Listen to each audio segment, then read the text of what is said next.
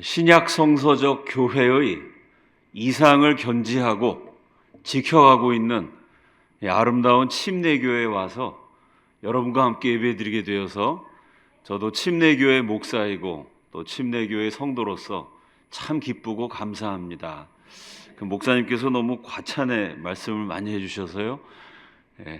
하나님의 기적 대한민국 건국이라는 주제를 함께 나누겠습니다. 우리 PPT 준비가 됐죠? 띄워주시기 바랍니다. 여러분 보시는 이 한 장의 낡고 오래된 사진은 우리 역사의 획을 그은 중요한 순간을 포착하고 있습니다. 이 나라는 5,000년 동안 군주주의였습니다. 그런데 사진이 포착하는 이 순간 민주주의 시대가 열리고 우리 역사상 처음으로 국회가 문을 열게 됩니다. 이 중요한 순간에 사진에 단상에 서신 분이 초대 국회의장 이승만입니다. 이날 이승만의 연설이 대한민국 국회 속기록 1권 1페이지 첫 번째 줄에 정부에서 발행하는 신문 관보 1호의 1면의 첫 번째 기사로 그대로 기록되어서 지금도 보존되고 있습니다. 이승만 국회의장이 이렇게 연설을 합니다. 반만년 길고 유구한 우리 역사에 처음으로 민주주의 시대를 개막하고 국회를 열게 된 것은 사람의 힘과 사람의 능력으로 이루어진 일이 아니고 한민족을 사랑하사 대한민국을 탄생케 하신 살아계신 하나님의 은혜와 도우심으로 이루어진 일입니다. 여러분, 이 얘기가요, 어느 목사님 설교집에 나오는 말이 아닙니다. 대한민국이라는 국가의 공식적인 역사 기록의 첫 페이지, 국회 속기록 1권 1쪽 첫 번째 줄에 대한민국 관보 1호의 1면의 첫 번째 기사로 저와 여러분이 믿는 성경의 하나님에 대한 증언이 그대로 실려 있습니다. 이승만 국회의장이 연설을 계속해요. 이운영 의원 앞으로 나오시오. 서울특별시 종로구에서 당선된 이운영 국회의원을 단위에 모십니다. 그분은 의원 겸 목사님이셨습니다. 북한에서 목회하시다가 공산당들에게 다 뺏기시고 월남, 서울로 탈출하셨죠. 그분이 내려오셔서 세우신 교회가 강남구 신반포동에 지금도 있는 남산교회. 교회 세우신 목사님이 정치 1번지 종로구 국회의원으로 당선이 되셨던 겁니다. 그 목사님을 정식으로 모시고 새로 시작될 국회를 위해서 이제 건국될 대한민국을 위해서 기도해 주십시오. 대표 기도를 부탁합니다. 목사님들이 마이크를 잡으면 길어지는 수가 있습니다. 저도 오늘 되게 길게 할지도 몰라요. 이은영 목사님이 마이크를 잡으시더니 길어지셨어요. 얼마나 길어지셨냐면 대표 기도를 부탁받으셨는데 설교만큼 하셨습니다. 30분을 하셨어요. 여러분 생각해 봅시다. 이 나라가 세워질 때 전 국민 가운데 기독교인 1%, 99%가 예수님 모르는 비기독교 국가였어요. 그런데 나라를 세우는 헌법을 제정하는 역사상 최초로 국회가 출발하는 중차대한 순간에 고작 1%가 믿는 소수파 종교의 지도자 목사가 올라가서 30분씩이나 대표 기도를 했습니다. 거기 모인 국회의원들이 화가 났겠죠. 아니, 지금 교회를 설립합니까? 나라를 세우는데 왜 목사가 옵니까? 더군다나 국민 가운데 기독교인은 1%에 불과한데 누군가는 언성을 높이고 항의했을 것 같습니다. 그런데 신기하고 이상한 일은요, 198명 국회의원들이 모두 자리에서 일어나 이은영 목사님의 기도에 아멘, 아멘, 아멘으로 화답합니다. 어떻게 이런 신기한 일이 가능했을까요? 전 국민 가운데 기독교인은 1%였지만 대한민국 건국의 주력 지도자들은 대부분 기독교인들이었습니다. 1%의 기독교인들이 지도자가 되어서 기독교 정신과 신앙으로 전 국민을 이끌어가면서 기독교 신앙에 입각해서 세운 나라 대한민국입니다. 사랑하는 여러분, 20세기와 21세기에 지구상에 200개가 넘는 나라가 존재했습니다. 그 가운데 나라 세울 때 지도자들이 다 같이 모여서 기도하면서 세운 나라 몇 개가 있을까요? 미국이나 영국이 기독교 국가인 것 맞습니다. 독일, 프랑스, 이탈리아, 스페인 기독교 문화권인 것도 맞아요. 그 나라 지도자들이요, 교회에서 기도했습니다. 집에서도 기도했다고 일기장에 적어놨어요. 교회에서 기도하고 집에서 기도했는지 몰라도 정치가들이 모이면요, 협상을 하고 논쟁을 하고 때로는 격렬한 권력 투쟁을 합니다. 정치가 지도자들이 모여서 회의하고 건국 작업을 진행했다는 기록은 있지만, 그분들이 교회에서 집에서 기도했다는 기록은 있지만요, 다 같이 모여서 기도하면서 건국 작업을 진행했다는 기록, 그 어느 나라에도 없습니다. 200개가 넘는 가운데 단 하나, 기도하면서 세운 나라, 하나님이 그 기도를 들으시고 지금까지 기억하셔서 숱한 위기에서 건져주셨고 지금도 건져주고 계시고 앞으로도 건져주실 줄로 믿습니다. 자, 그럼 대한민국은 어떻게 20세기와 21세기에 단 하나, 유일하게 기도하는 나라로 건국이 되었을까요? 그 다음 장면이요, 모든 것의 출발은 바로 이곳 학교에서 시작이 됩니다.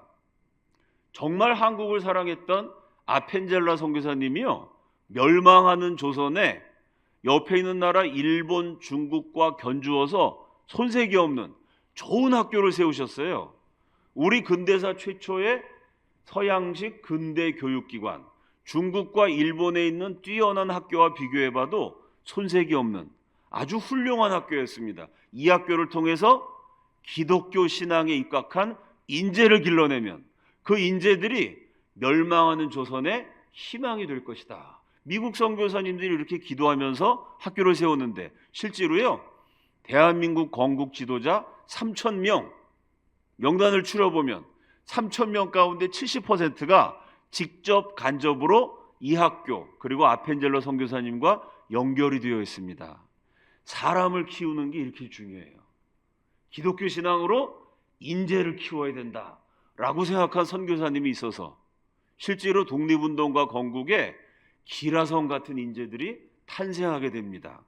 구리새삼교회가 이 시대 하나님의 나라를 위해서, 대한민국을 위해서 정말로 필요한 하나님의 일꾼, 인재를 길러내는 교회가 되기를 주님의 이름으로 축원합니다. 이 배제학당에 1894년 조선 최고의 천재로 소문이 났던 이승만이 입학을 합니다. 배제학당 입학할 때의 목표는 하나, 영어를 배워야 된다. 우리 조선도 미국처럼 잘 사는 나라가 되어야 하고, 그러려면 공자왈, 맹자왈, 옛날 중국 교육 이거 집어치고 발달된 서양의 문물을 받아들여야 된다. 서양 문물을 받아들이려면 먼저 미국 말을 배워야 되는데 그 당시에는 조선 팔도에 영어 가르쳐주는 데가 없었겠죠. 영어 사전도 없던 시절이니까 영어를 일단 배우려고 이승만이 배제학당 입학했어요. 얼마나 머리가 좋았는지 6개월 만에 영어를 끝내버렸습니다. 그래서 6개월이 지난 다음에는 한국 사람 가운데 최초로 영어 교수, 배제학당 영어 교수가 됩니다. 영어를 어떻게 배웠냐면요, 사전도 없었으니까 손짓 발짓으로 배워요. 책을 보여주면서 이승만이 미국 사람에게 책 이러면 미국 선교사가 북 이렇게 대답해요. 북은 두들기는 건데 미국 사람들은 이 책을 북이라고 부르는구나. 책을 갖다 놓고 손짓 발짓하면서 이승만은 선교사에게 한글을 가르치고 우리말을 가르치고 선교사는 이승만에게 영어를 가르치고 손짓 발짓으로 배워서 6개월 만에 영어를 마스터했으니 대단히 뛰어나다는 걸 알 수 있습니다. 그런데 이승만이 자서전에 이렇게 썼어요. 영어 하나 배우러 갔는데 영어보다 더 중요한 걸 배웠다. 그게 뭐냐면 한국말인데 한국 사람들이 아무도 쓰지 않은 말, 민주주의라는 말을 배웁니다. 나라는 왕이 다스리는 거니까 왕이 죽으라면 백성들은 죽어야 돼요. 그게 진리인 줄 알았는데 배제학당 가서 공부해 봤더니 야, 기독교 믿는 나라는 국민이 주인이구나. 국민이 투표해서 왕을 뽑는구나. 우리 조선도 민주주의 국가가 되면 멸망하지 않고 살아남을 수도 있겠다. 1894년 그 까마득한 옛날에 조선의 민주주의 국가를 세우겠다는 꿈을 갖게 됩니다. 배제학당을 수석으로 졸업하고 국민들에게 민주주의를 전파하기 위해서 그 전에 없던 것을 발명합니다. 그 다음 장면이요. 그게 뭐였냐면 신문이라는 겁니다. 조선 국적을 가진 사람 가운데 최초로 신문을 만든 사람 이승만. 이승만이 만든 최초의 신문 협성회 회보. 요게 일주일에 한번 발간됐는데 잘 팔렸어요. 이 신문을 통해 조선도 민주주의로 가야 된다. 백성들이 깨어나야 된다. 국가의 근본은 백성이다. 이런 위험한 사상을 계속 전파해서 국왕으로부터는 요주의 인물로 찍혔지만 백성들에게는 아주 청년 선각자로 명성을 날리게 됩니다. 일주일에 한번 발간되던 신문이 잘 팔리니까 주간지가 일간지로 바뀌어서 우리 역사상 최초 일간지가 매일신문. 그 매일신문이 발전해서 나중에 일본 제국주의와 싸우는 데 앞장서는 제국신문, 협성회보, 매일신문, 제국신문 세 개의 신문을 이승만이 창간하게 됩니다. 신문을 처음 만들었으니까 특종도 처음 보도하게 되죠. 그 다음 장면이요. 자, 이승만이 쓴 우리 역사상 최초의 특종 1898년 8월 30일자 제국신문에 대한사람 봉변한 사실이라는 기사가 실려요. 일본 사람이 배를 사서 껍질을 벗길새 옆에 앉은 대한사람 하나가 침을 잘못 뱉아 일본인의 옷에 떨어진지라 일본인이 장동 사는 강흥기를 집탈하여 가지고 배 벗기던 칼로 강가를 찔러 다행히 급소는 상하지 아니하였으나 바른 편 손을 찔러 유혈이 낭자한지라. 옛날 말투지만 대충 무슨 소린지 이해가 되시죠? 저 서울 한복판 수표교 근처에서요, 일본 사람이 그 강가에 나와서 칼로 배를 깎아 먹고 있었다는 거예요. 강흥길이라는 조선 사람이 지나가다가 침을 탁 뱉었어요. 요새는 침 뱉으면 경범죄지만 제가 어렸을 때만 해도 동네 아저씨들 지나가다가 침도 뱉고 오줌도 누시고 그랬습니다. 이 무렵에는 뭐 그런 거 없어서 다 침도 뱉고 뭐 이러고 살던 무렵이에요. 조선 사람이 침 뱉은 게 일본 사람 옷에 튀었다는 거예요. 그 일본 사람의 배를 깎던 칼로 조선 사람 배를 찌르라 그러니까 깜짝 놀라갖고 손으로 막아서 급소는 피했지만 이 칼이 손등을 깊숙이 찌르니까 피가 나와서 유혈이 낭자한지라. 그러니까 막 사람들이 웅성웅성돼요. 조선 경찰이 무슨 일인가 하고 달려옵니다. 봤더니 칼로 찌른 사람이 일본 사람이에요. 조선 경찰이 얼음 열중시하고 꼼짝도 못해요. 조금 있다가 일본 경찰이 달려옵니다. 아니, 서울 한복판에 왜 일본 경찰이 있었을까요? 나라가 가난해지면 그렇게 됩니다. 1910년에 조선이 한일합방 망했지만 이미 그 12년 전 1898년 무렵에는요, 조선 정부가 돈이 없어서 경찰 월급을 못 줬어요. 서울 시내 치안을 일본 경찰이 맡고 있었습니다. 도둑놈도 조선은 도둑놈 잡을 능력이 없어서 일본 사람들이 도둑놈 잡아주고 있었어요. 그 일본 경찰이 딱 와서 봤더니 칼로 찌른 가해자가 있고 칼에 찔린 피해자가 있어요. 누굴 잡아가야 돼요? 제 질문이 어려우신가요? 설마 그렇진 않겠죠? 아니, 당연히 가해자를 잡아가야 되는데 피해자 조선 사람을 잡아가는 거예요. 죄목은 감히 조센징이 대일본 제국의 신민을 노엽게 했다. 나라가 망한다는 게 이런 겁니다. 나라 망하면요, 벌건 대낮에 수도 한복판에서 일본 사람한테 칼에 찔리고 칼에 찔린 죄목으로 잡혀가기까지 해요. 저와 여러분이 제대로 예수 믿기 위해서, 이 땅에서 평안하고 행복하게 살기 위해서 국민을 보호해주는 울타리, 대한민국이란 나라가 튼튼해야 할 줄로 믿습니다. 아니, 그 억울하게 조선 사람 잡아가니 옆에 있는 군중들이 화가 나겠죠. 이보쇼, 이런 법이 어디 있어? 소리를 질렀더니 일본 경찰이 총을 꺼내서 빵! 무서워서 도망갔어요. 그래도 억울해갖고 분이 안 풀려서 대한경무처, 오늘날의 서울경찰청 가갖고 이런 법이 어디 있습니까? 호소를 했더니 이번엔 조선경찰이 나와서 빵!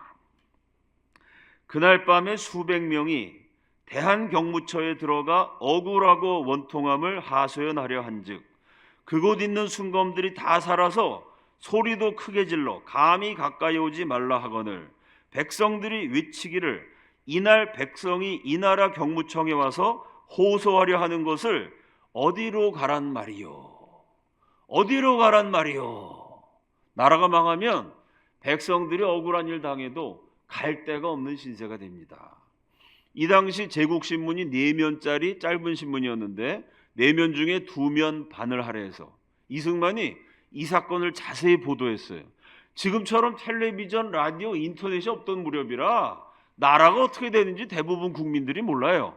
근데 이승만이 신문을 만들어서 서울의 한복판에서 이런 일이 일어나고 있습니다. 전국에 뿌리니까 야, 이러다가 나라 망하는 거 아니야? 우리가 일본한테 이렇게 억울하게 당하고 있구나. 조선 백성들이 사태의 심각성을 깨닫기 시작합니다. 그 사람들이 이승만한테 물어봐요. 당신 뭐 하는 사람이요? 뭐 하는 사람이길래 신문을 만드시오? 예, 저는 선비입니다. 옛날에 글 읽고 책 읽는 사람 선비죠. 아니, 다른 선비는 다 공자왈, 맹자왈, 중국 얘기만 하는데 당신은 무슨 선비가 신문을 만들고 이상한 짓을 하시오? 그 이승만이 생각해 봤더니 그래, 내가 선비라 그러면 다 공자님 제자인 줄 아니까 나 같은 직업을 가리키는 말을 하나 만들어야 되겠다. 그 단어를 하나 만들어내요. 그 다음부터 뭐라고 대답하냐면 저는 기자입니다. 오늘날 신문 기자, 방송 기자, 그 기자라는 단어를 만든 우리 역사상 최초의 기자가 이승만입니다. 그 다음 장면이요. 멸망하는 조선의 마지막 불꽃. 조선 독립을 위해서 투쟁하는 독립협회가 있었고요. 독립협회에서 개최한 우리 역사상 최초의 민주주의적인 대중집회가 만민공동회. 그 당시 서울 인구 17만 명 가운데 만민공동회에 10,000명이 넘는 사람이 모였어요. 요즘 말로 하면 50만 명, 100만 명 이렇게 되는 거대한 인파가 모여서 우리 역사에 양반 상놈이 같이 토론한 적이 없거든요.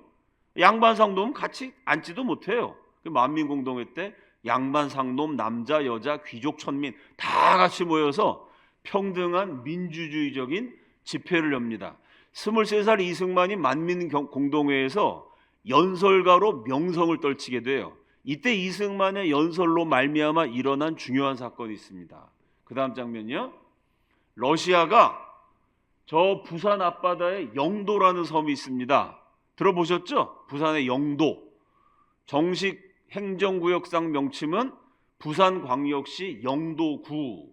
그 영도를 구한 말에는 전령도라고 불렀어요. 러시아가 장차 벌어질 러일 전쟁에 대비하기 위해서 일본 바로 앞에 있는 부산의 앞바다 영도, 그 영도 땅에다가 탄약 공장을 만들려고요. 조선 관료들을 매수합니다. 뇌물을 줘서 조선의 황실을 매수하고 이 고관 대작들을 매수해서 국민들 몰래 이 간신배들이 돈 받아먹고 영도 땅을 러시아한테 팔아먹었어요. 요걸 몰래 비밀로 했는데 이걸 독립협회 회원들이 따지고 찾아내가지고 전령도를 러시아한테 조차 그냥 돈 받고 빌려주려고 했다. 말이 조차지 그냥 팔아넘긴 거거든요. 이 사건을 알게 돼요. 그러자 23살 이승만이 흥분을 해서 한 10,000여 명의 구름대 같은 청중이 모인 곳에서 삼천리 금수강산은 4,000년 우리 조상들이 피로 지켜낸 땅이고 자손 만대 우리 후손들이 살아갈 우리의 강토다. 아무리 왕이라도 아무리 벼슬이 높은 관리라도 돈을 받고 다른 나라에 우리 조상들의 피와 땀이 서려 있는 우리의 강토를 팔아넘겨서는 안 된다. 매국노들은 물러가라 라고 연설을 했더니 그 연설들은 10,000여 명의 청중들이 다 화가 나잖아요. 임금님 살고 계신 대궐 앞에 가갖고 어떻게 된 겁니까 임금님, 나라 땅을 팔아먹다니 말이 됩니까?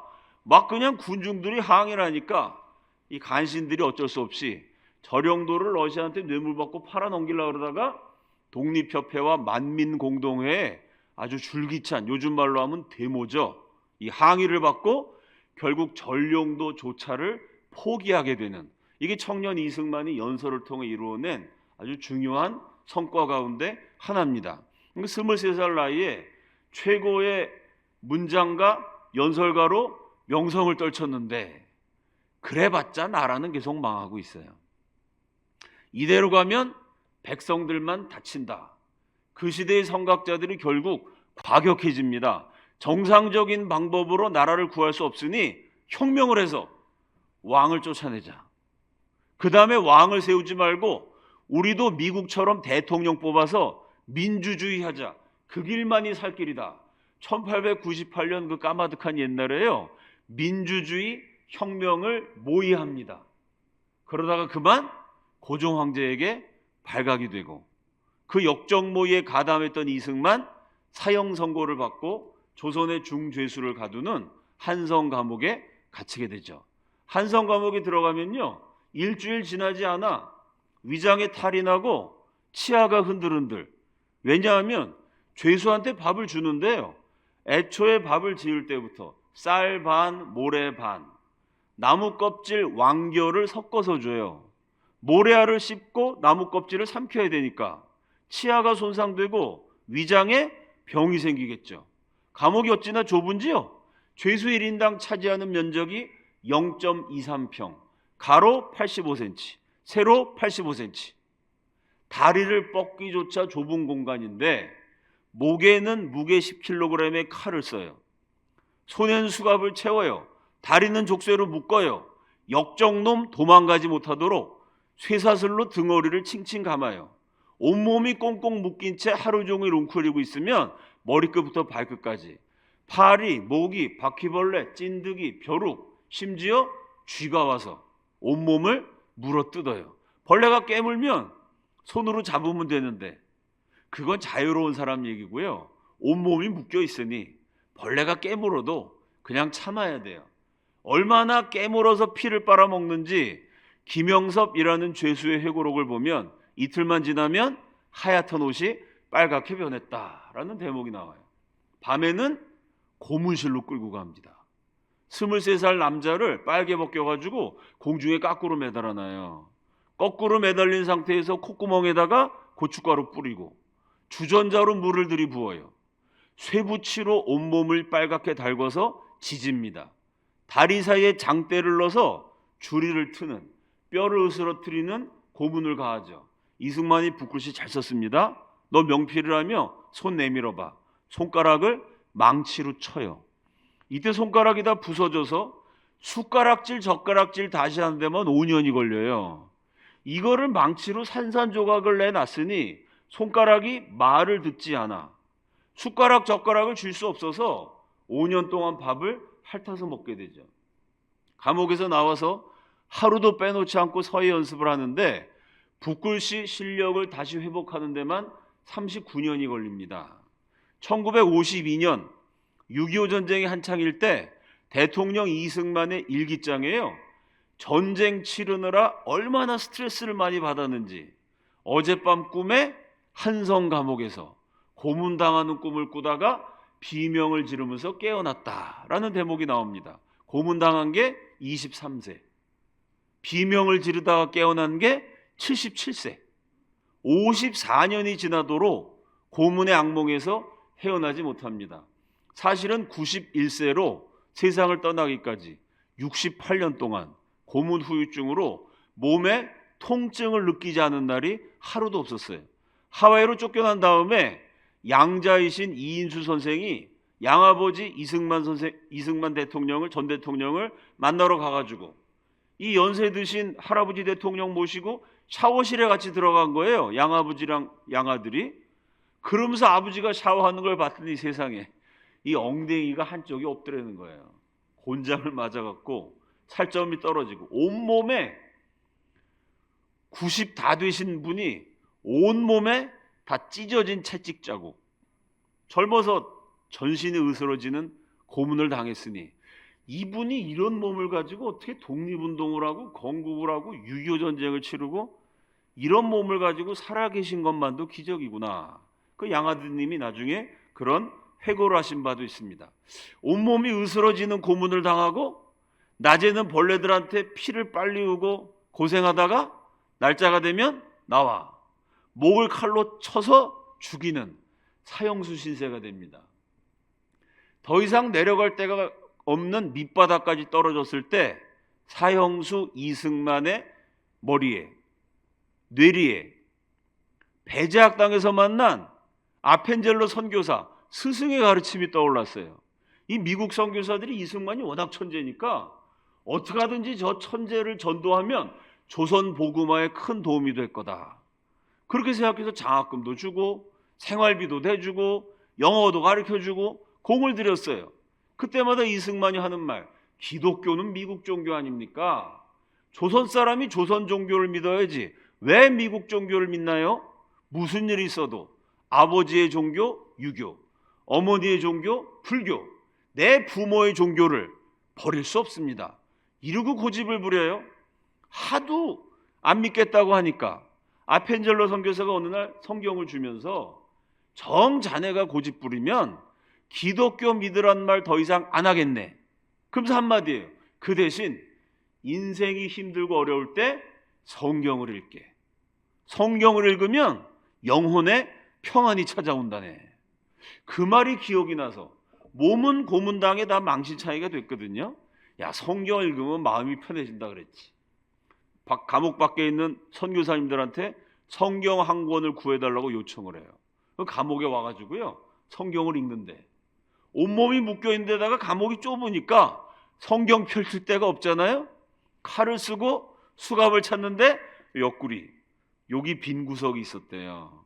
여기다가 성경을 펼쳐놓고 목에 칼을 쓰고 있는데 모가지를 빼갖고 째려보면서 성경을 한 장 한 장 읽기 시작을 했어요. 마음이라도 편하고 싶어서 성경을 읽었는데 1899년 1월 추운 겨울날 성경 속에서 살아계신 하나님을 만나게 됩니다. 그 당시 조선에 개신교인이 딱 40명. 이 40명은 사람 대접 못 받는 상놈 아래껏 천민들이었어요. 글자를 읽고 쓸 줄 아는 조선의 상류 계층이었던 양반 가운데 처음으로 이승만이 한성 감옥에서 기독교인이 됩니다. 이승만이 예수를 믿을 때 조선이란 나라 아무런 희망이 없었어요. 아프리카보다 못 사는 나라, 길거리에 굶어 죽은 사람 시체가 널려 있는 나라, 가난하고 비참한 채로 명맥만 이어오다가 일본에게 멸망당해서 명맥마저도 끊어지기 직전에 조선, 사람의 눈으로 볼 때는 아무런 희망이 없는데 이승만이 예수를 믿고 보니까 모든 희망이 사라져버린 것 같은 조선 땅에 마지막까지 남아있는 단 하나의 희망이 여전히 살아서 숨쉬고 있다는 사실을 깨닫게 됩니다. 그 다음 장면이요. 자, 감옥에서 예수 믿고 쓴 글 청년 이승만 자서전의 한 대목 다 함께 읽습니다. 시작.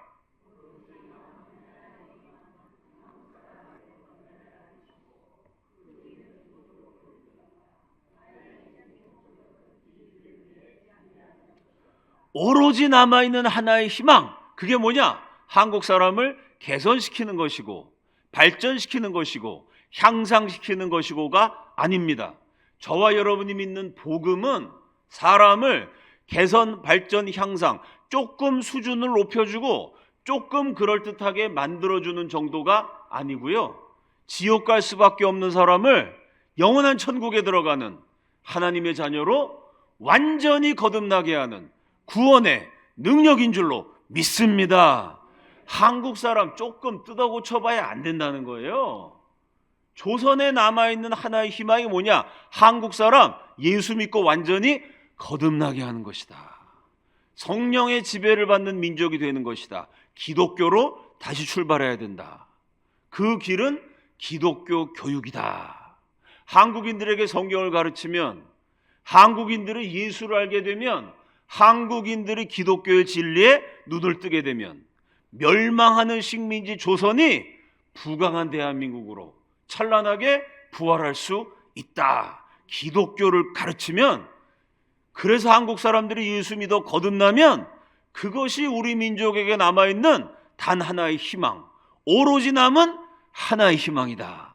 1899년 23살 청년 사형수 이승만이 온몸이 고문당에 으스러진 채로 피고름을 철철 흘리면서 목에는 칼을 쓰고 손은 수갑으로 채우고 다리는 족쇄에 묶여있는 채로 성경을 읽다가 예수님을 알게 됐어요.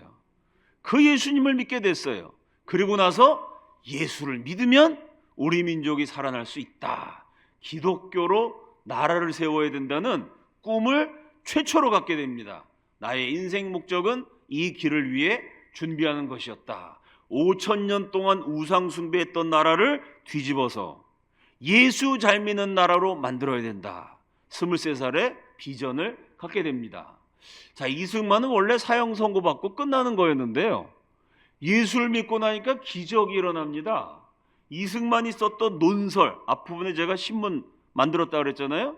그 이승만의 기사를 많은 사람들이 애독했는데 그 애독자 가운데 고종 황제의 아들을 낳은 후궁, 애인도 있었고요.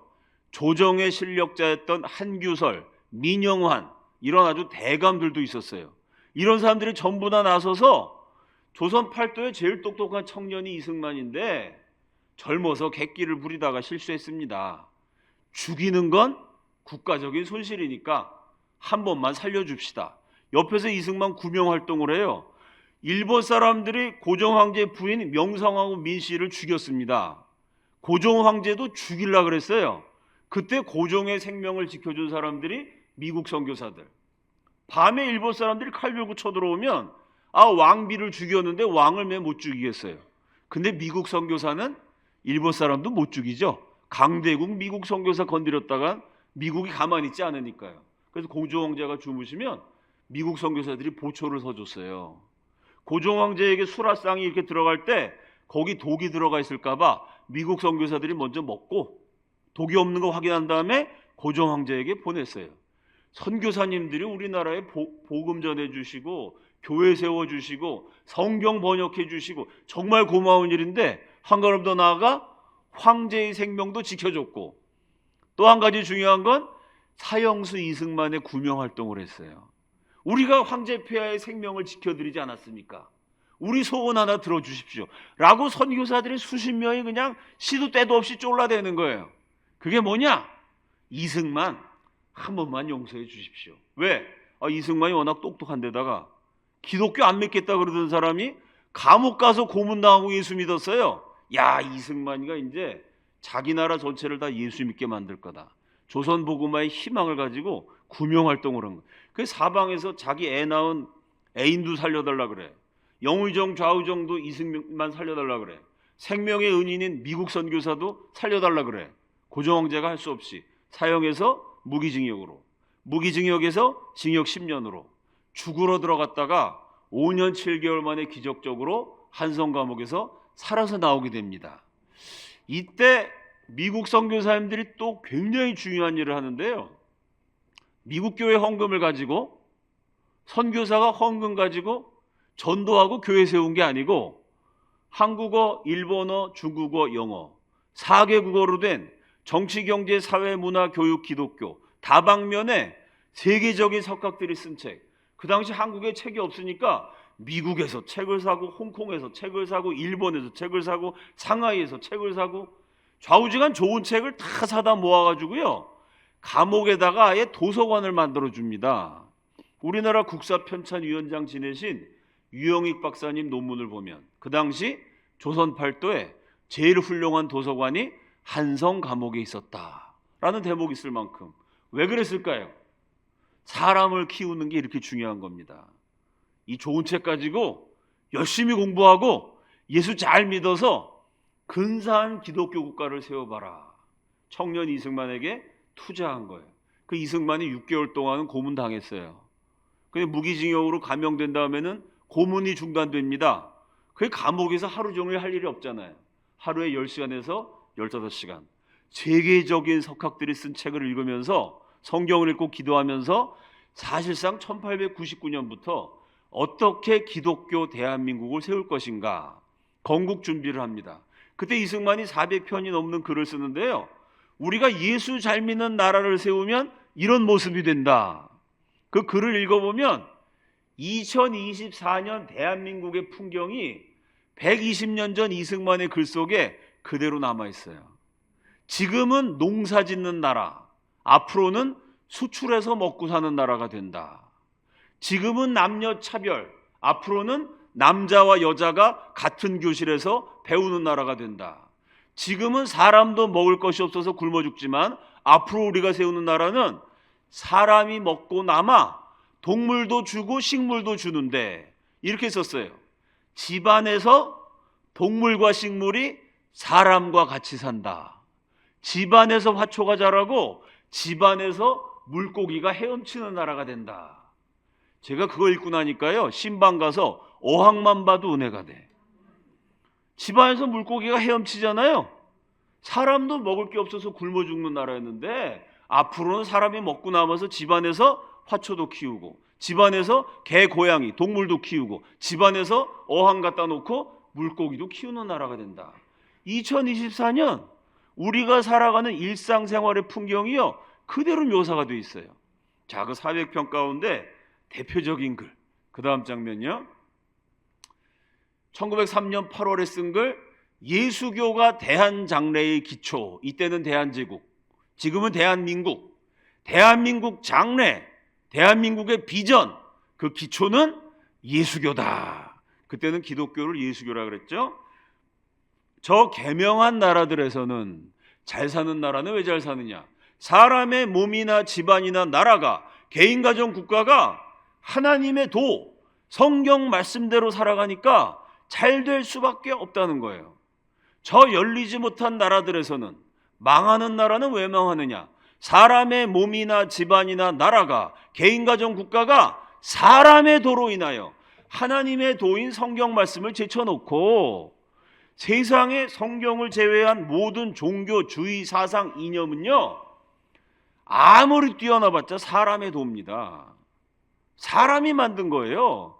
하나님의 도인 성경을 버리고 사람이 만든 종교주의 사상 이념, 사람의 도를 따라가면 고초와 환난 멸망을 면하지 못하여도 종시 깨닫지 못하고 결국은 망하는데 어떻게 망하냐? 왜 망하는지도 모르고 망하게 된다. 여러분, 이게 얼마나 깊이 있는 통찰이에요. 성경을 알아야 망할 때 망해도 왜 망하는지 알아요. 왜? 성경이 심판의 기준이잖아요. 성경을 모르면 망하는데 왜 망하는지 몰라.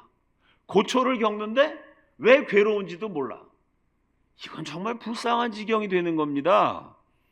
예수교가 가는 곳마다 변혁하는 힘이 생기나니 대한장래의 기초는 오직 예수교라. 대한 사람 살리는 생명수 물줄기는 오직 예수교라. 아멘이시죠? 예수교로 나라를 새롭게 해야 된다. 이런 글을 많이 썼어요. 그 다음 장면이요. 자, 이것도 1903년 8월에 쓴 글인데 내용을 읽어보면 기독교 대한민국의 청사진, 예수 잘 믿는 나라를 세우면 이런 모습이 된다. 그러니까 글의 제목이요, 국가 경략, 국가를 이끄는 경륜과 지략이라고 해야 어울려요. 근데 제목이 뭐냐면 교회 경략. 국가에 대한 얘기인데 교회를 얘기했어요. 왜 그러냐면 이승만의 주장, 정부가 먼저냐 교회가 먼저냐, 정부가 중요하냐 교회가 중요하냐, 맑은 백성 위에 맑은 정부가 세워지리니 썩은 백성 위에 어찌 맑은 정부가 서리요. 이승만의 주장은요, 백성들이 영혼이 맑아져야 그 위에 맑은 정부가 세워진다는 거예요. 백성들이 썩어 문드러져 있으면, 우상 숭배나 하고 있으면, 우상 숭배하는 국민 가운데 지도자를 뽑으니까 지도자를 뽑아도 영이 혼탁해져서 맑은 정부가 안 된다는 거예요. 그러면 맑은 백성을 어떻게 만드느냐? 어떻게 만들긴 어떻게 만들어요? 교회 나와서 예수 믿어야지. 예배 드리고 성경 읽고 기도해야 맑은 정신이 되지. 무당 불러다 푸닥거리 해가지고 무슨 영적으로 맑아지겠습니까? 그 이승만이 뭐라고 말했냐면, 정부는 항상 교회 본위로 딸려 나오는 고로, 교회가 정부의 근원이라. 교회에서 국민들이 예수 잘 믿으면 그 예수 믿는 사람 가운데 인재가 나오잖아요. 그런 사람이 지도자가 돼갖고 맑은 정부가 돼야 정치도 발전하고 경제도 바로 잡히는 겁니다. 정부는 교회 본위로 딸려 나오는 고로. 이게 이승만의 주장이에요.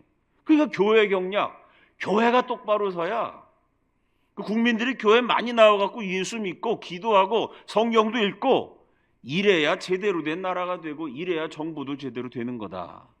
그래서 국가에 대한 계획인데 글의 제목은 교회 경략. 교회에서 맑은 백성 많이 길러내고 그 맑은 백성들이 맑은 정부를 만들어서 예수 잘 믿는 나라가 되면 근사한 모습이 된다. 기독교 대한민국의 청사진 28살 청년 죄수가 감옥에서 쓴 글입니다. 다 함께 읽겠습니다. 시작.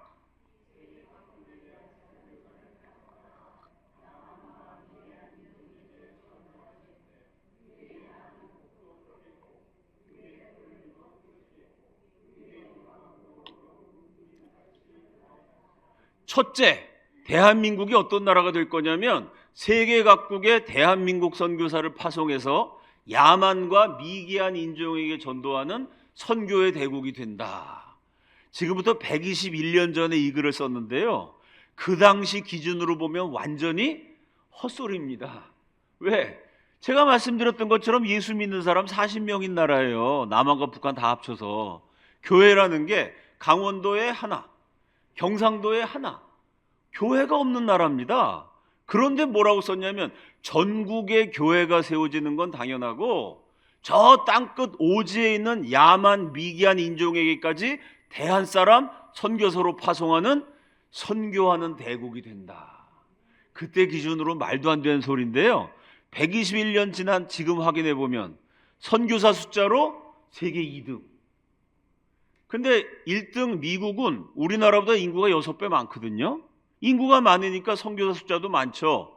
인구 비례로 따지면 인구당 선교사 전 세계에서 제일 많이 보낸 압도적 1위 국가 대한민국입니다. 우리 선조들의 기도가 그대로 응답된 줄로 믿습니다. 선교사 많이 보내는 나라가 된다.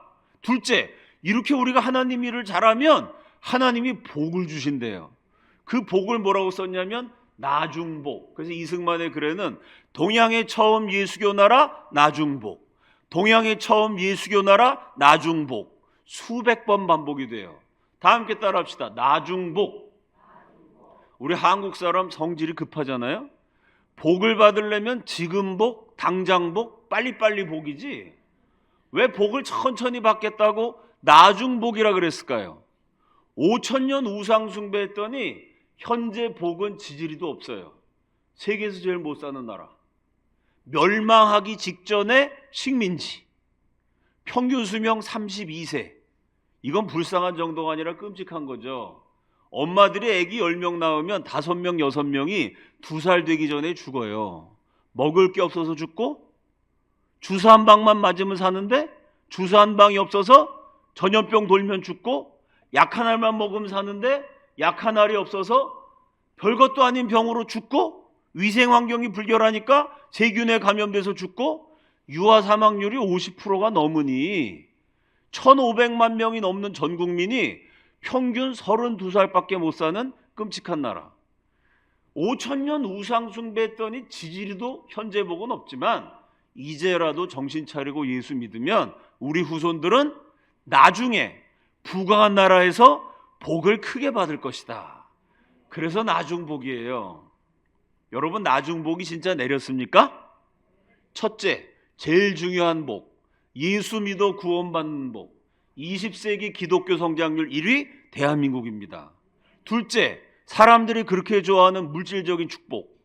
영국에서 산업혁명이 일어났다는 얘기 들어보셨죠? 영국 경제가 100년 만에 30배 성장했어요.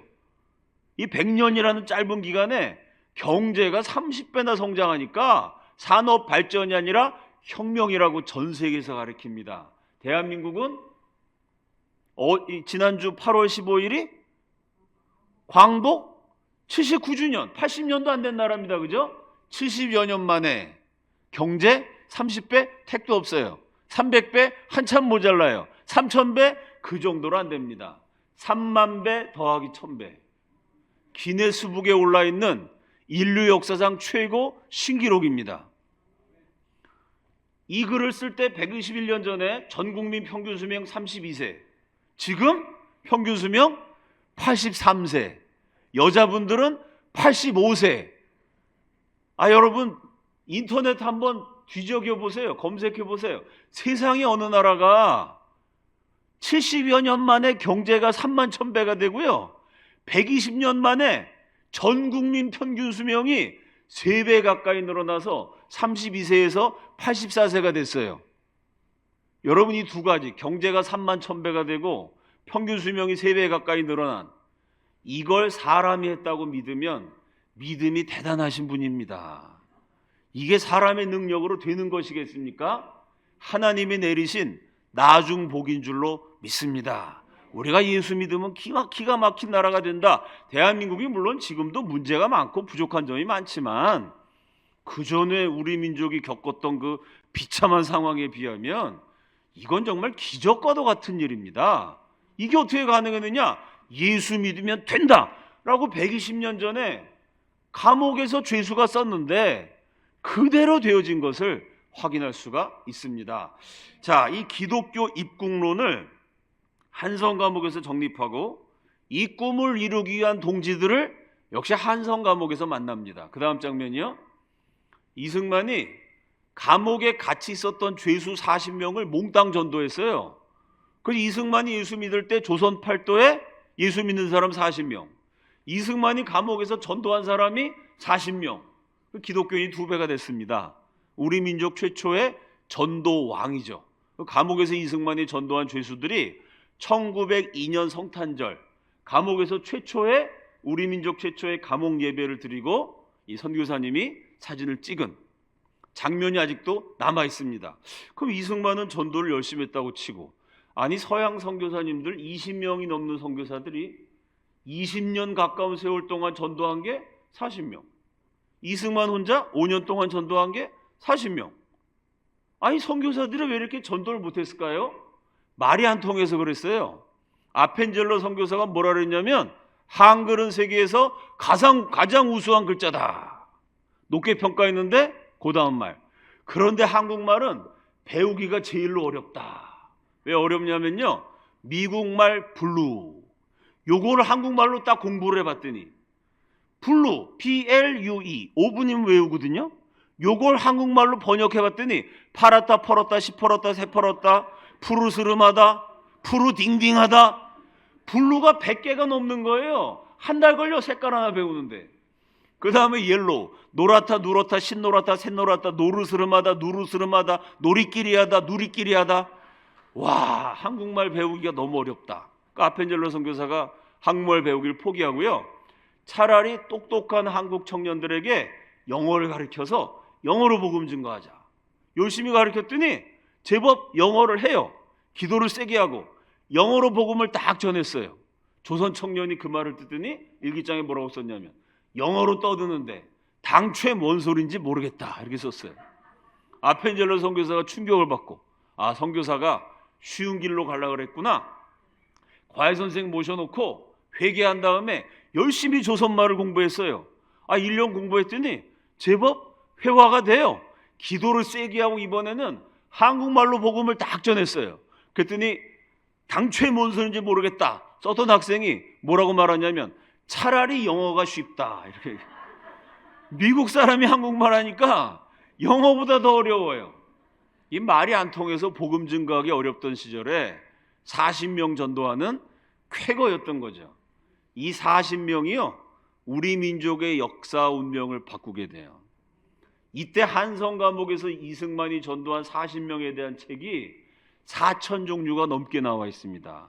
왜 그러냐면 살인자, 도둑놈, 강간범 이런 일반 잡범이 가는 수용소가 아니고요, 한성 감옥은 이승만이 왜 감옥 갔죠? 도둑질해서 간 게 아니고 나라 구하기 위해서 혁명 모의하다가 정치범으로 갔어요. 마찬가지로 친청파, 친러파, 친일파 외세에 맞서서 싸우다가 조선의 독립을 위해서 끝까지 싸웠던 우리 민족 최고 엘리트 애국자들이 외세의 공격을 받아서 정치범으로 몰려서 가는 정치범 전문 수용소가 한성 감옥이었던 겁니다. 이해가 되시죠?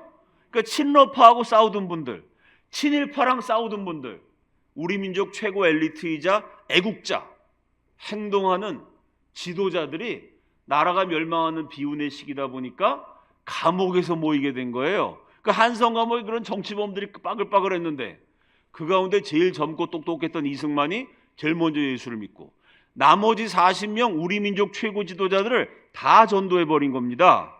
그 다음 장면이요. 어떤 사람들이었냐면 헤이그 밀사 사건 들어보셨죠? 이준, 이상설, 이휘종 세 분이 1907년 네덜란드 헤이그에서 열리는 만국 평화회담에 참석해서 을사조약의 부당성, 일본 침략의 불법성을 폭로하려고 그러다가 일본의 방해로 회담 참석 못하고 이준 열사가 돌아가셨죠. 그 이준이 이승만 옆에서 깜빵살이 하다가 이승만의 전도를 받은 기독교인. 그 다음 장면이요. 미국 사람, 일본 사람 기록을 보면 그 미국은 백인종이라 미국 선교사님도 훌륭하셨지만 은근히 인종차별했어요. 일본 놈들은 쪼센징 무시했어요. 그러나 미국 사람, 일본 사람들이 저 조선 사람, 황인종, 쪼센징 열등하지만 이상제는 미국에도 없고 일본에도 없는 실력자고 인격자다. 조선의 거인이다. 조선 최고의 실력자, 인격자, 훌륭하신 분인데요. 이 이완용이 왜 이상제가 제가 정답을 말했네요. 이상제가 왜 한성 감옥 가게 됐느냐? 친일파 이완용하고 권력 투쟁하다가 이완용한테 밀려가지고 이완용의 공격을 받아 이상제 선생이 54세에 한성 감옥에 가게 돼요. 그 한성 감옥에서 29세 이승만을 만납니다. 젊은 세대 최고의 천재 이승만, 기성세대, 어른세대 최고의 천재 이상제, 두 분이 한성 감옥에서 만났는데 젊은 이승만이 어른 이상제를 전도해요. 그 이상제 대감님이 조선 정부의 실력자입니다. 이 양반이 감옥에서 나와가지고요, 동료 양반들을 열심히 전도하는데 유교에 찌들어서 기독교를 거절해요. 예수를 믿어야 우리 민족이 살아나는데 기성세대가 예수를 모르면 다음 세대라도 예수를 믿어야 민족의 희망이 있다. 이 꿈을 가지고 그 당시 54세는 지금 84세입니다. 완전 할아버지예요. 이 양반 할아버지가요 12살, 13살, 그때는 한 15살 되면 막 장가가고 그랬거든요. 지금 중고등학생이면 그때는 청년이라고 그랬어요. 이 젊은 세대에게 다가가가지고 같이 제기차기도 하고 장기도 뜨고 같이 댄스도 추어가면서 젊은이들을 하나라도 전도하려고. 왜? 기성세대가 예수를 모르니까 젊은 세대라도 예수를 믿어야 이 민족의 희망이 있다. 월남 이상제 선생이 젊은이 전도를 위해서 세운 단체. 그 다음 장면이요. 그게 황성기독교 청년회, 오늘날의 YMCA입니다. 기자라는 단어를 처음 만든 사람이 최초의 기자 이승만. 청년, 지금은 어디나 쓰는 말이죠. 젊은 세대를 가리켜서 푸를 청자, 색깔로 표현해서 젊은 세대를 푸르른 세대, 청년이라고 부르는 나라는 전 세계 대한민국밖에 없어요. 젊은이를 푸르다고 표현해. 청년이란 단어를 만든 사람은 최초의 청년 전도자 이상제 선생이에요. 이상제 선생이 젊은 세대를 전도하기 위해서 저 젊은 애들을 뭐라고 부를까? 청년이라고 부르자. 그리고 그분이 세운 단체가 황성 기독교 청년회. 나중에 우리 민족 최초의 아이비리그 국제법 박사가 되는 이승만과 이상제가 한성 감옥 동기 동창생인데 이 두 사람이 YMCA에서 같이 일하게 돼요. 그래서 이승만과 이상제가 YMCA 전국 지부를 설립하면서 그 전국 지부를 통해 수많은 애국자를 길러내게 됩니다. 그 사람을 많이 길러놓고 일본의 살해 협박을 피해 이승만은 해외로 망명해요. 이상제는 국내에 남게 돼요. 해외파 독립운동 최고 지도자 이승만, 국내파 최고 지도자 이상제, 두 사람이 첫째, 열렬한 기독교 입국론자. 독립운동을 하든 건국을 하든 좌우지간 기독교로 해야 된다. 기독교 버리고 했다간 다 망한다. 두 번째, 한성감옥, 동기동창생. 해외파, 국내파 한성감옥 출신 두 사람이 독립운동의 명콤비 플레이를 합니다. 두 분이 동역했던 것이 우리 독립운동의 가장 빛나는 명장면인데, 이승만과 이상재가 YMCA를 통해 길러낸 젊은이들이 주력 부대가 돼서 일어난 독립운동의 대사건. 그 다음 장면이요, 그 유명한 3.1운동입니다. 3.1운동을 제일 처음 하자라고 제안한 사람은 이승만. 3.1운동이 터졌을 때 일본 놈들이 이런 전국적인 거사를 일으킬 사람은 한 명밖에 없다. 그리고 제일 먼저 체포한 게 이상재. 두 분이 한성감옥 출신이 3.1운동의 주역이었습니다. 이승만이 전도한 40명 가운데 제가 지금 두 분 얘기했어요. 이 두 사람 얘기만 들어도 이승만이 예수 믿고 전도한 일이 우리 민족의 역사에 얼마나 큰 영향을 끼쳤는지 감이 잡히시죠? 이승만의 전도를 받은 이준 열사가 나가서 헤이그미스 사건 일으키고, 이승만의 전도를 받은 이상재 선생이 수많은 젊은이들을 길러내고 그들이 중심이 돼서 3.1운동이 일어난 겁니다. 그 다음 장면이요, 상해 임시정부 마지막 주석 김구 선생. 김구 선생보다 먼저 주석이었던 분 서고 이동영 선생, 역시 한성감옥 출신의 기독교인. 그 다음 장면이요, 아마 국사시간에 배우셨을 겁니다. 일종의 국산품 애용운동이라고 할 수 있는 물산장려운동의 주역, 조선물산장려회 이사장 유성준 선생, 역시 한성감옥에서 이승만의 전도를 받은 기독교인. 그 다음 장면이요, 요게 국어 시간에 한국 최초의 신소설 안국선의 금수회의록, 이렇게 가리키는데요, 사실은 한국 최초의 신소설인 동시에 한국 최초의 기독교 소설입니다. 이 내용이 뭐냐면요, 금수, 짐승들이 모여서 회의를 한 거예요. 우리가 살고 있는 이 정글이, 짐승들의 세상이 망하게 됐다. 이 망하는 짐승들의 나라를 어떻게 다시 일으킬 거냐? 우리가 보는 나무, 풀, 지저귀는 새, 이 모든 자연을 만든 저 높이 하늘에 계신 분이 계시다. 그분의 말씀을 잘 들어야 우리 짐승들의 세상이 편안해진다. 이 짐승들이 회의한 거예요. 여러분, 왜 짐승이 회의했을까요? 사람이 회의하지 않고. 사람이 회의해갖고 우리나라가 망했는데 어떻게 되찾을까? 이렇게 썼다간 일본 사람한테 잡혀가겠죠. 그래서 일본 사람한테 안 잡혀가려고 짐승이 회의하는 내용. 기독교를 믿어서 우리가 독립해야 된다, 이러면 깜빵 가야 돼요. 그 뭐라 했냐면, 밀림을 창조하신 분, 나무를 만드신 분, 그분의 말씀을 사자도 잘 듣고 호랑이도 잘 듣고 사슴도 잘 듣고 토끼도 잘 듣고. 무슨 얘기입니까? 조선 사람 양반도 잘 듣고 상놈도 잘 듣고 남자도 잘 듣고 여자도 잘 듣고 하나님 말씀 잘 들어야 빼앗긴 나라를 되찾을 수 있다. 을사조약 이후에 기독교로 나라를 되찾아야 된다는 내용을 짐승들의 회의 형식으로 쓴 소설이에요. 이 소설을 쓰신 안국선 선생, 한성감옥에서 예수를 믿은 이승만의 한성감옥 동기 동창생입니다. 자, 제가 5분 소개했는데요, 이런 분 40명이 감옥에서 전도를 받아서 예수를 믿은 거예요.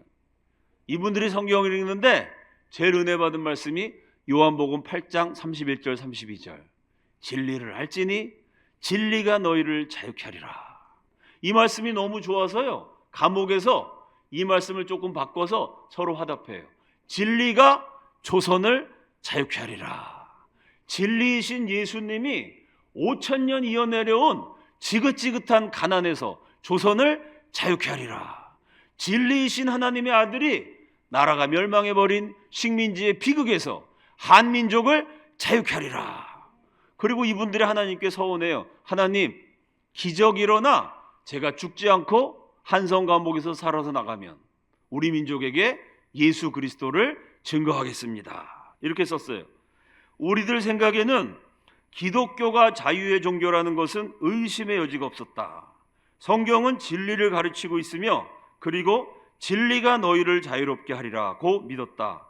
감옥에 같이 있었던 사람들 모두가 우리 국민들의 갱생을 위해 기독교를 전파하는데 일생을 바치겠다고 결의했다. 40명이 서원했는데요, 감옥에서 2명이 처형당했어요. 38명이 기적적으로 살아납니다.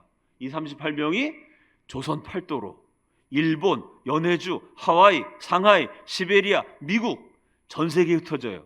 가는 곳마다 2가지를 합니다. 첫째, 교회를 세워요. 둘째, 독립운동을 해요. 그래서 우리나라 독립운동사가 희한한 게 그냥 독립운동하는 게 아니고요, 기도회 하면서 독립운동을 해요. 성경 공부하면서 독립운동을 해요. 교회를 세우면서 독립운동을 합니다. 저 만주벌판에 우리 독립군들이 모여있던 본거지를 파보면 기와장이 나오는데 기와장에 십자가가 새겨져 있어요. 뉴욕, 하와이, 뉴저지, 워싱턴, 저 미주 지역의 독립운동 중심지, 이승만 박사 서거 50주년에 제가 그 독립운동 중심지를 쭉 순회하면서 강연 여행을 했는데요, 가는 데마다 희한한 거, 제일 먼저 뭐를 세우냐면 교회를 세워요. 거기서 한국 사람들이 모이잖아요. 두 번째로 뭘 세우냐면 학교를 세워요. 아이들에게 성경 가르치기 위해서 교회를 세우고 학교를 세운 다음에 세 번째로 세운 게 독립운동 단체를 만들어요. 왜? 먼저 예수 믿어야지. 예수도 모르면서 독립운동을 해갖고 우상숭배하다가 망한 나라를 되찾아서 또 우상숭배하면 또 망하지 않겠어요? 먼저 예수를 믿어야 된다. 결국은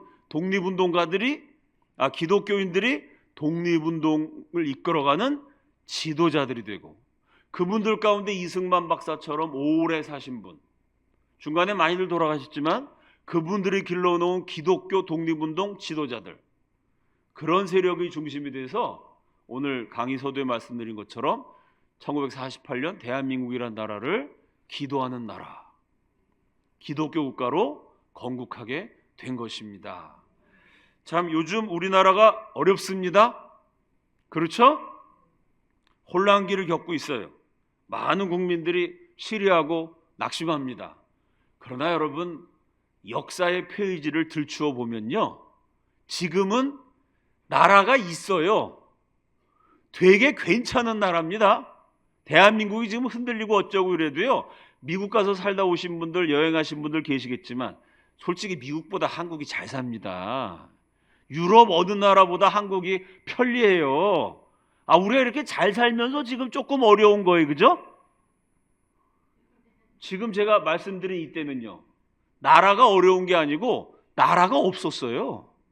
나라가 망했어요. 그것도 근사한 나라가 아니고요, 평균 수명 32세, 굶어 죽는 나라가 망에 자빠졌어요. 그런 상황에서도 예수만 제대로 믿으면 된다. 하나님 함께 하시면 이 민족이 절대 망에 자빠져 없어질 나라가 아니다. 하나님 함께 하시면 다시 일어선다. 그 믿음을 가진 선조들이 있었습니다. 나라가 없을 때도 신앙으로 싸워서 기도하면서 그 나라를 일으켜서 이 한강의 기적을 이루고 근사하게 대한민국이 번영하지 않았습니까? 우리가 그 역사를 기억한다면 지금 아무리 힘들고 어려워도요, 하나님 함께 하시면 된다. 믿음으로 기도해야 할 줄로 믿습니다. 나라라는 거창한 얘기했지만 역사라는 게 꼭 그렇게 거창한 게 아닙니다. 우리 개인도 마찬가지고, 가정도 마찬가지고, 교회도 마찬가지고, 사업도 마찬가지예요. 망한 나라도 기도하면서 다시 일으켰는데, 우리 가정이 어렵고 개인이 어렵고 여러 가지 참 한 분 한 분 성도님들 삶에 힘들고 어려운 장벽이 있을지라도 하나님이 함께 하시면 된다. 말씀 붙들고 나가면 된다. 그 신앙을 가지고 기도하면서 이겨내시는, 하나님을 사랑하고 나라를 사랑하는 이 시대 애국자들이 다 되시기를 예수 그리스도의 이름으로 축원합니다. 다 함께 기도하시겠습니다. 하나님을 사랑하고 대한민국을 사랑하는 모든 성도들을 축복하여 주시옵소서. 나라와 민족을 위하여 기도를 쉬는 죄를 결단코 범하지 않는 이 시대의 사무엘들이 되게 하여 주시옵소서. 내 인생이 힘들고 어렵지만 우리 주변에 더 힘들고 고통스러워하고 괴로워하는 이웃들, 그들을 품고 기도하고 도와주고 생명이신 예수 그리스도를 증거해서 대한민국의 건국 정신을 따라 우리 국민들 한 사람이라도 더 예수 믿고 구원받게 만드는, 복음을 증거하는 애국자들 다 되도록 축복하여 주시옵소서. 참 우리 역사를 생각하면서 교훈을 간직합니다. 고통스럽고 견디기 힘들고 신음이 나올 수밖에 없는, 비명을 지를 수밖에 없는 상황이 우리의 삶의 현장 가운데 일어날지라도 전능하신 하나님을 붙들고 영원한 진리이신 하나님 말씀 의지해서 부르짖어 기도함으로, 기도하는 백성들에게 망한 나라도 일으켜주신 그 전능하신 하나님의 능력이 우리 삶 가운데 임해서 인생의 모든 장벽을 뛰어넘고 모든 문제를 극복하며 승리하는 주의 백성들이 되도록 인도하여 주시옵소서. 예수님 존귀하신 이름으로 기도드립니다. 아멘.